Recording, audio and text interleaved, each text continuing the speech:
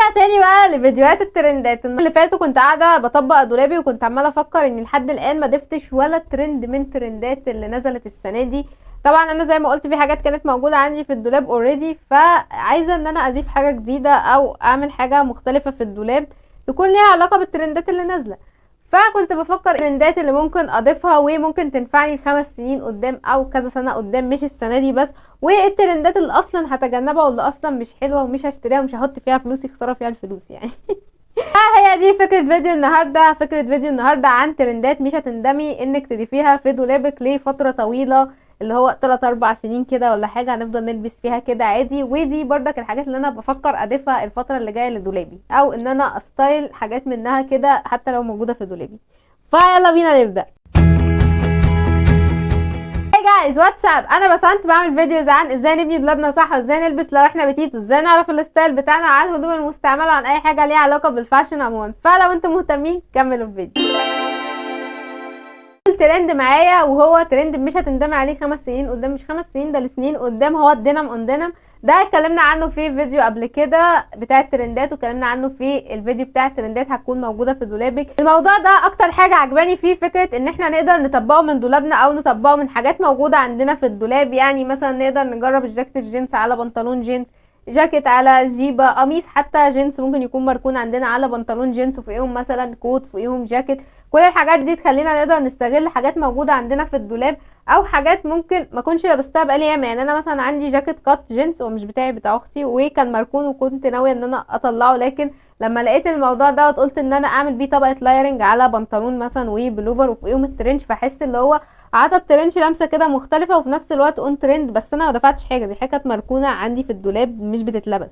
هو ده الحلو في الموضوع. وفي نفس الوقت برضك الحلو ان انتي لو قررتي تشتري اي حاجه جينز فهي مش هتبطل، وعمرك ما هتركنيها، وعمرك ما تقولي لا مش هلبسها. زي مثلا لو اشتريتي جاكيت جينز، قميص جينز، توب جينز، اي حاجه فيها جينز مش هتتركن، يعني اللي هو حاجه مش بتروح موضتها. في نفس الوقت بقى نقدر طبعا نطبق منه المونوكروماتيك لوك، اللي هو بيبقى بالاسود بالبيج او عموما باي لون، لكن غالبيه الوقت لما بنيجي نطبقه بنطبقه بالاسود او بالبيج، بالبني، بالكحلي.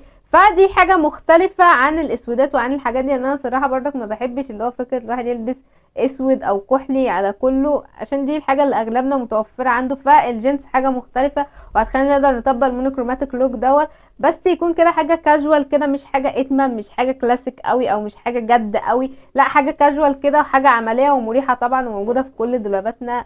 وكلنا تقريبا عندنا حاجه جينز في دولابنا مركونه، فنقدر ان احنا نشغلها بسهوله جدا. اعتقد ان احنا هنقدر نطبق الموضوع دوت مش السنه دي ومش السنه الجايه بس، ده لسنين قدام كتير، وهتبقى بردك حاجه اللي هو شيك وقيمه، مش حاجه اللي هو مثلا ترند قديم وتركن او كده.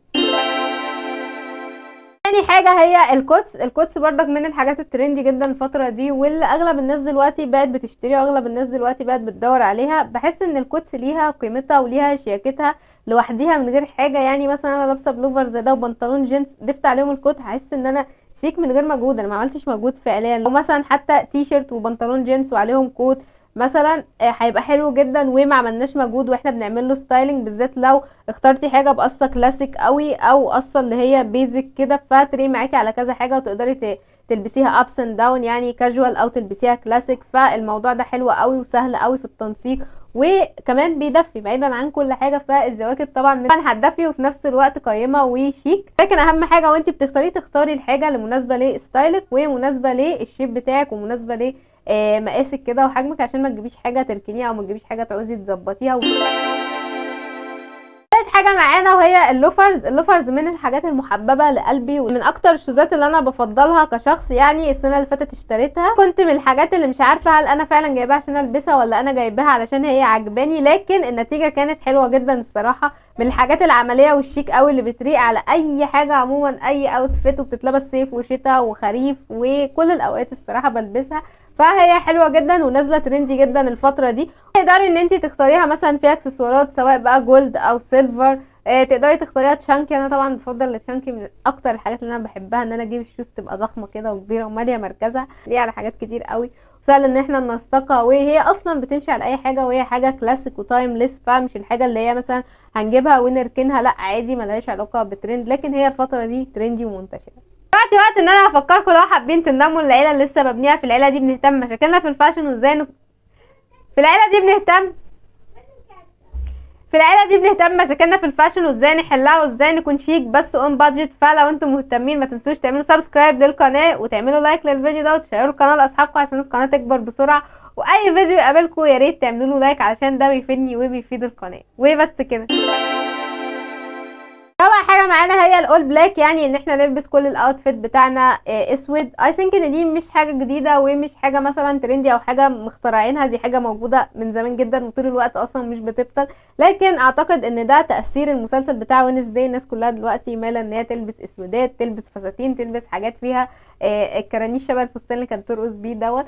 فدي حاجه حلوه جدا وحاجه نقدر نستغلها. يعني كلنا اكيد عندنا هدوم سودا نقدر ان احنا ننسقها على بعض. انا مش فاكره اخر مره امتى لبست فيها اوتفيت اسود على بعضه، لكن صراحه من سنتين 3 كانت من الحاجات المفضله بالنسبه لي. وصراحه برضك ستيل بحسها اسهل حاجه ان انا مثلا مش لاقي حاجه البسها مش عارفه ايه اللي البسه، فاجيب حاجه بنطلون جينز مثلا اسود او بنطلون جينز يكون لونه غامق والبس عليه حاجه سودا من فوق والشنطه سودا والشوز سودا، اللي هو ايه هبقى شيك ولكن من غير مجهود. اي نعم الموضوع اللي هو تحسوه كئيب وتلاقوا بقى المامهات بقى بتقعد تقول ايه الاسود ده، انت رايحه عايزه ايه الطرحه السودا دي، ايه مش عارفه الطقم الاسود ده. ولكن برضك هو حاجه شيك الصراحه وحاجه ليها رونقها وليها قيمتها وطبعا ليها سهولتها في ان احنا ننسقها بسهوله جدا. ممكن نكسر حده الموضوع بان احنا نزود في الاكسسوارات بتاعتنا، يعني مثلا نلبس سلاسل مثلا جولد مثلا او سيلفر تكون عدد كده يكون واضح، خواتم مثلا اساور ساعه، كل الحاجات دي بتفرق. برضك بتاعتنا يكون فيها اكسسوارات فالموضوع هيفرق جدا يعني في الشكل النهائي وطبعا هيبقى شيك من غير مجهود.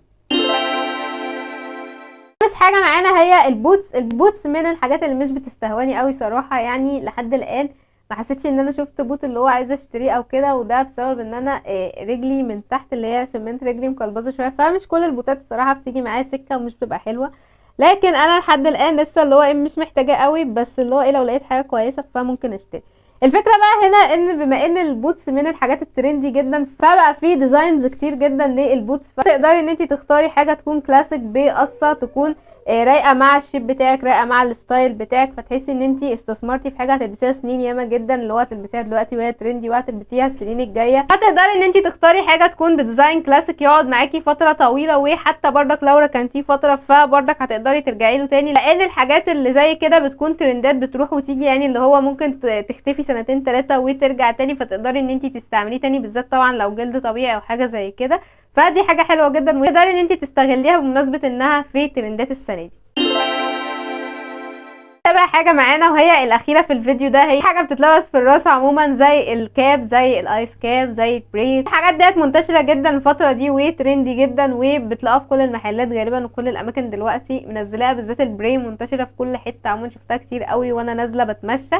فمن الحاجات اللي انا بحب اديها اهتمام الفتره دي، لان انا بحس ان هي تقدر تغير الاوتفيت اللي احنا لابسينه وتقدر تدينا كذا ستايل او كذا اسيستك كده توصلها لنا. فمن الحاجات برضك اللي شايفه ان هي نقدر ان احنا نشتريها ونستغلها للسنه دي والسنين اللي جايه وسنين كتير قدام، هي الحاجات دي بالاخص كمان الكاب، لان الكاب من الحاجات العمليه والحاجات اللي بتخلينا نقدر ان احنا نلبس الحاجه ابس اند داون، يعني نلبسها كاجوال او نلبسها كلاسيك. فبحس ان هو من الحاجات الحلوه، والفتره دي بحاول ان انا اشتري كاب يكون بكواليتي حلو علشان يقعد معايا فتره طويله، محتاجش ان انا كل شويه اغيره او محسش ان هو مش اشيك حاجه او مش احلى حاجه. برضك البري من الحاجات الحلوه، لكن هي حاجه تعتبر مثلا فتره وممكن تختفي، لكن الكاب بالنسبه لها احلى طبعا، والايس كاب طبعا عشان التدفئه ده اساسي. السكارفات برضك حلوه جدا وترندي جدا الفتره دي، التشانكي سكارف والحاجات دي. فطبعا دي من الحاجات اللي هو حلوه جدا وبتنفع جدا وبتدفي كمان الرقبه، بالذات لو لابسين حاجه مفتوحه او كده. فكل الحاجات دي برضك تقدري ان انتي تشتري منها، وحتى لو اشتريتيها بالغالي علشان تقعد معاكي فتره طويله، لكن برضك مش الحاجات اللي هي هتلبسيها السنه دي وتركنيها، بالذات لو جبتيها بالوان اساسيه زي اسود، بيج، زيتوني، كافيه. كل الحاجات ديت الوان شتوي والوان حلوه وتمشي مع كل الهدوم. وبس كده ده الفيديو للنهارده، واستنوا الجزء التاني ايه بقى الترندات اللي مش هشتريها او اللي مش حباها ومش جايه معايا سكه اصلا وشايفه ان هي تستاهلش الفلوس الصراحه. بس كده اتمنى تكونوا استفدتوا. باي.